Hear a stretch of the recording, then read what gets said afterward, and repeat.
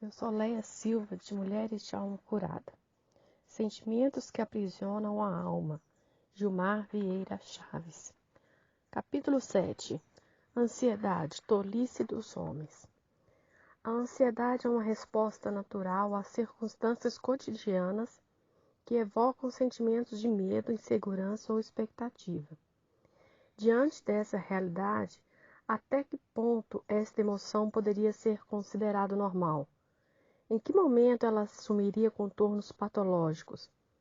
De acordo com especialistas, o modo mais prático de fazer distinção entre um tipo e outro, normal e patológica, é por meio da avaliação da reação ansiosa, a saber, sua duração, sua extensão, se é autolimitada ou não, e sua vinculação, se está associada a um estímulo momentâneo ou não. Entretanto, quando o indivíduo responde de forma exagerada às ansiedades, o estado benéfico de alerta que cumpriria uma função protetiva pode transformar-se em uma condição patológica, desencadeando transtornos emocionais severos com implicações profundas. Transtorno de ansiedade generalizada. Expressão utilizada entre profissionais da psique humana para fazer referência a uma desordem psíquica que interfere diretamente na qualidade de vida do indivíduo, seja na área pessoal, social ou profissional. Trata-se de uma alteração comportamental, caracterizada pela preocupação excessiva ou expectativa apreensiva, contínua e de difícil manejo, que pode persistir por no mínimo 6 meses e pode ser concomitante a alguns sintomas específicos, 3 ou mais destes: agitação, tensão muscular, cansaço, irritabilidade, problemas de concentração e alterações do sono. O transtorno de ansiedade generalizado pode acometer pessoas de todas as idades, do nascimento à velhice. Porém, de modo geral, as mulheres são um pouco mais vulneráveis que os homens a esse transtorno. Sintomas. Além das manifestações supracitadas, agitação, tensão muscular, cansaço, irritabilidade, problemas de concentração e alterações do sono, alguns pacientes queixam-se de pulsação acelerada, falta de ar, variações na pressão arterial, cefaleias, alterações na motilidade intestinal, enjoos, tontura e etc. Diagnóstico. Para se chegar ao diagnóstico do transtorno da ansiedade generalizada, é preciso considerar a história progressiva do paciente. Além disso, é imperativo que se faça uma avaliação meticulosa e, em alguns casos, serão necessários exames complementares. Tratamento. Está condicionado à intervenção médica. A partir do fechamento do diagnóstico, serão prescritos antidepressivos e ansiolíticos, além do tratamento farmacológico que costuma ser mantido por diversos meses. As terapias cognitivo-comportamentais são amplamente indicadas. Síndrome do pânico. Trata-se de uma doença episódica, cuja característica principal é sua ocorrência imprevista, inopinada e, de certo modo, misteriosa, seguida de profundo medo e exasperação, aliada a uma sintomologia físico-emocional assustadora, atingindo seu pico de intensidade em até 10 minutos.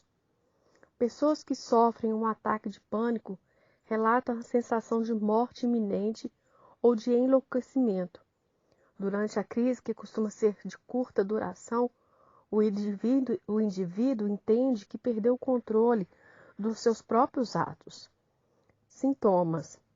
Os ataques de pânico apresentam-se em uma combinação de sintomas, como medo da morte, medo de enlouquecer, dor no peito, que pode ser confundida com o princípio de infarto, palpitação, falta de ar, suor excessivo, náusea, vertigem, dormência, tremores, entre outros. Diagnósticos.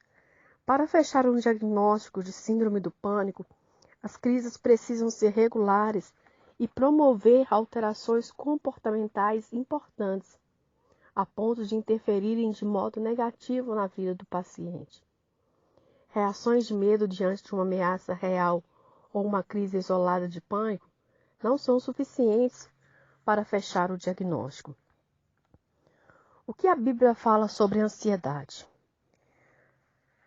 A ansiedade é o resultado natural de centralizar nossas esperanças em qualquer coisa menor do que Deus e sua vontade para nós, disse Billy Graham. Jesus, o unigênito de Deus, por ocasião da última ceia, disse: Tenho desejado ansiosamente comer convosco esta Páscoa, antes do meu sofrimento. Lucas 22:15. Nosso bendito Senhor desejou muito estar com seus seguidores mais próximos para partilhar com eles sua última refeição. Esse verso, obviamente, não tem conotação negativa. O que as palavras de Cristo revelam é que, como homem, ele vivenciou todas as emoções próprias da humanidade. Significa dizer que a ansiedade em si não é pecado. Trata-se de uma emoção que, se não controlada, conduz-nos à falta de confiança em Deus, ou seja, à incredulidade. E esta resposta às demandas do dia a dia que se opõe flagrantemente à fé, sim, é pecado. Hebreus 3, 7-19. Muito mais do que possamos imaginar, o tema ansiedade faz parte do cotidiano humano. Depois da queda, os filhos de Adão, em maior ou menor intensidade, sofrem os efeitos deste mal. Nos primeiros anos de vida, por exemplo, crianças dão mostras de ansiedade ao esconderem-se atrás dos pais quando alguém lhes dirige a palavra. Atitude que se assemelha à de Adão, que se escondeu do Senhor no Éden, depois de ter desobedecido a sua ordem expressa. O antídoto contra a ansiedade. Jesus termina seu discurso sobre a aflitiva solicitude pela vida, apresentando aos seus ouvintes aquilo que deve ser posto no lugar da ansiedade, a vontade de buscar todo dia o reino de Deus e a sua justiça.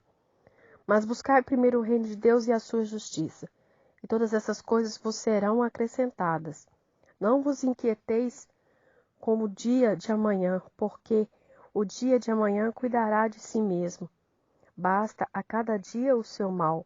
Mateus 6, 33, 34. Vale ressaltar, entretanto, que esta não é uma busca que se faça na exterioridade. Nosso bendito Senhor reafirmou que o reino de Deus não vem com aparência exterior.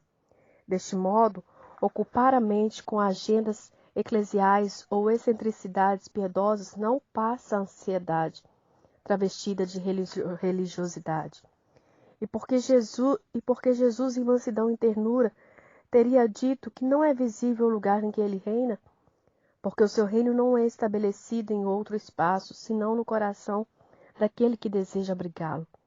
É exatamente ali, nessa dimensão imaterial e intangível, que o Eterno ergue o seu trono.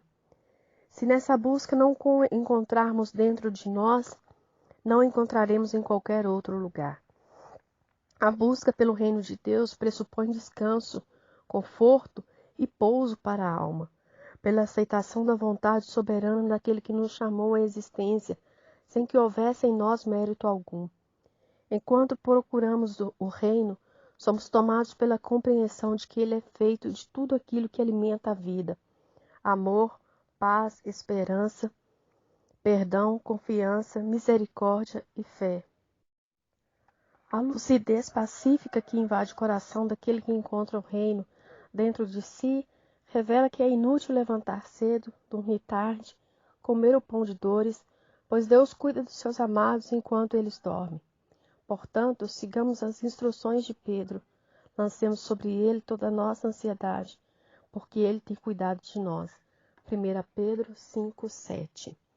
Eu quero dar um pequeno testemunho sobre a ansiedade, sobre o transtorno de ansiedade generalizada.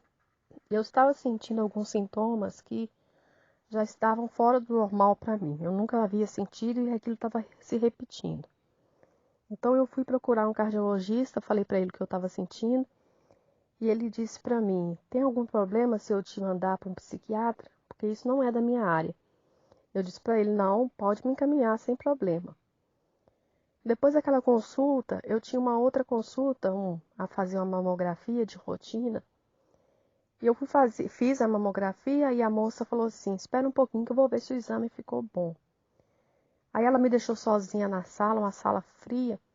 E por 3 vezes eu ouvi alguém me dizendo, eu ouvi uma voz me dizendo, sou eu que te curo, sou eu que te curo, sou eu que te curo.